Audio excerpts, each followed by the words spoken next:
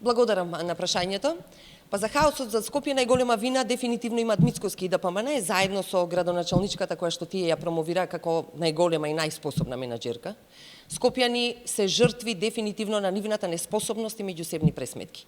Истиот тој Мицкоски, кој ветуваше модерно Скопје, кој ветуваше бесплатен јавен превоз, со најголемата, најспособната менаџерка, како тој што кажуваше, го слушаме со нови најави за автобуси. Ова е почитувани такво поигрување со граѓаните, такво подценување на интелигенцијата на скопјани, што е еднакво на безобразие. Видовме ветување на Мицкоски за автобуси за бесплатен превоз, се сеќавате тие како завршија. Секој ден гледат и граѓаните, гледат и студентите, гледат учениците кои не можат автобус да не чекаат. Скопје е дефинитивно во тотален хаос, тоа го гледаме секој ден. Скопје е дефинитивно нефункционално и воопшто нема автобуси. Колабиране јавниот превоз, тоа може да го дефинираме, многу е лоша состојбата во ЈСП.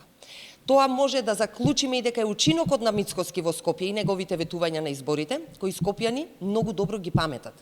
И наместо нови лаги со познатата реченица, со познатото ке на Мицкоски, Мицкоски веќе треба да си ја преземе одговорноста, треба да им се извини на граѓаните и конечно да почне нешто да работи за Скопје, да работи за скопјани.